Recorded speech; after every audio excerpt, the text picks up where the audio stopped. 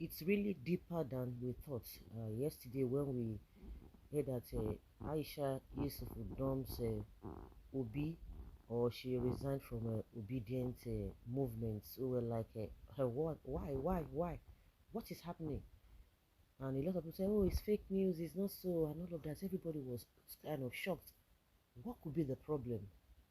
What could be the problem? Like I said, it's deeper than we thought. Now we are beginning to know the reason why she left that movement. After all this while, after all the struggles, after all the stress and all of that, somebody was even saying yesterday that do you know that it could be because of the way, because recently we've been hearing a lot of things since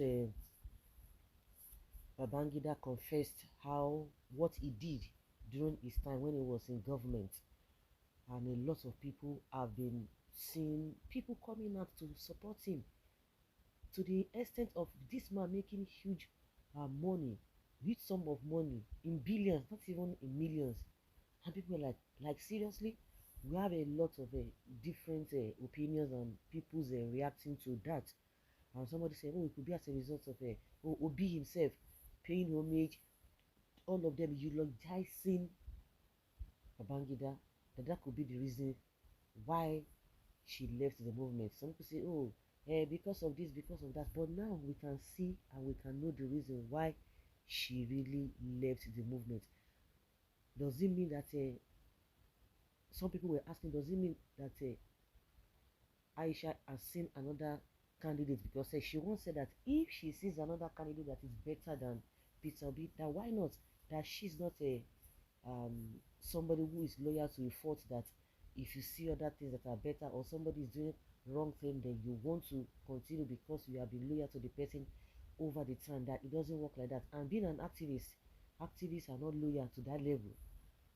Activists, they are not really patient to continue with somebody, to that extent. Once they see that you are not in line with what they believe, they are out of the whole equation.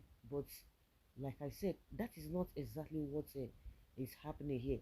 Not that Aisha Yesufu is not believing in Peter Obi again.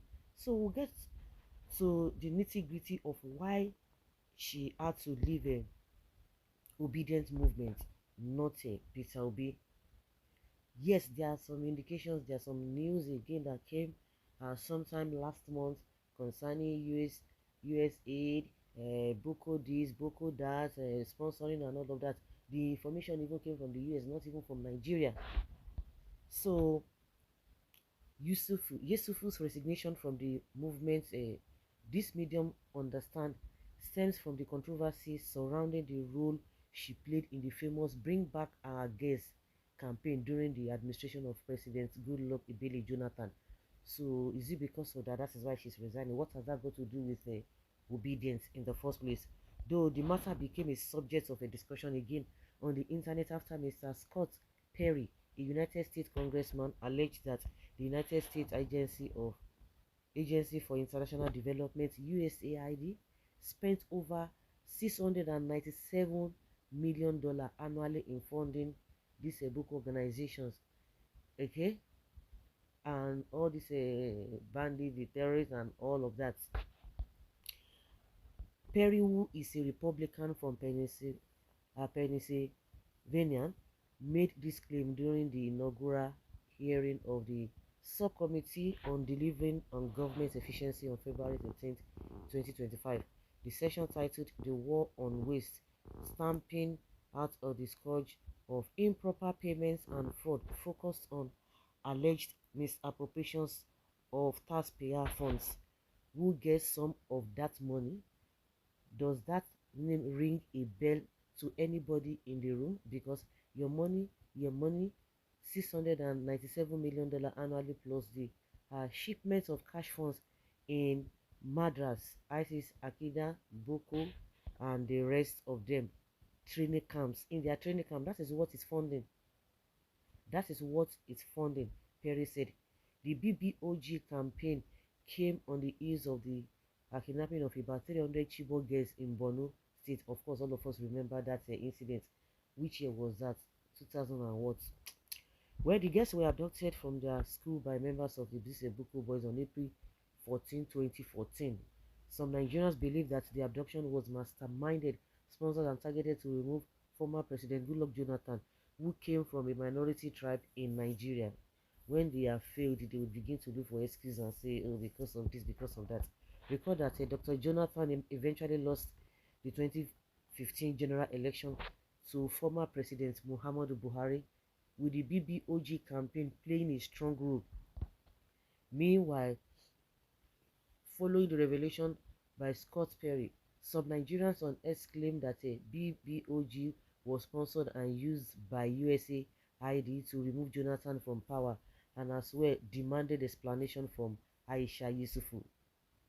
Okay, okay. At Anthony Abako said, and he wrote, I still stand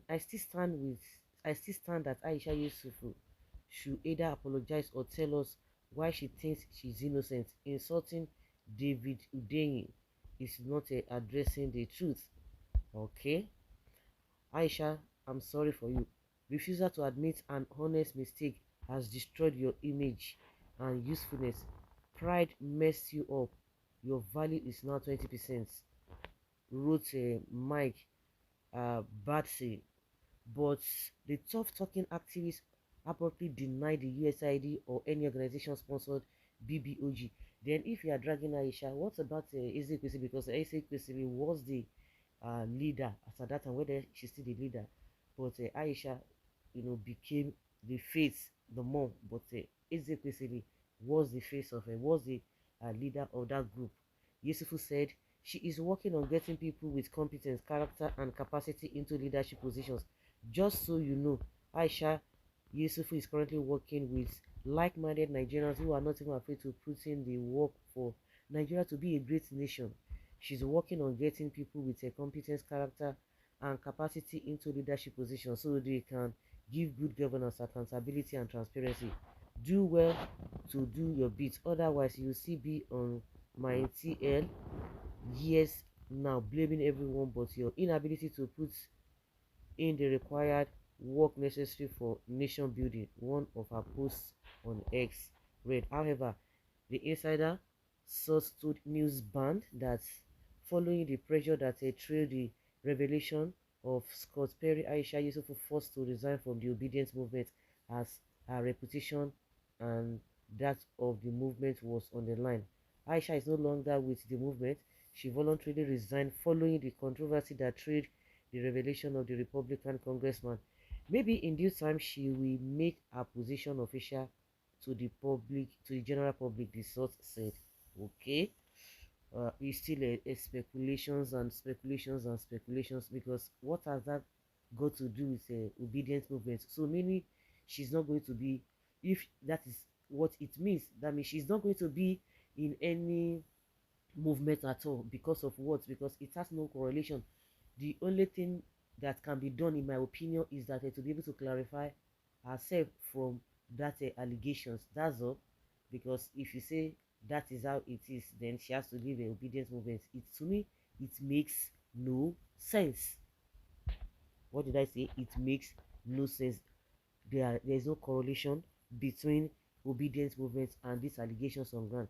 It is our own position. Of course, she has already said it has nothing to do with this whole thing, but coming to say that she's going to be resigning because of obedience, to me, it makes no sense. So guys, let's hear your opinion and have a take on this. Thank you.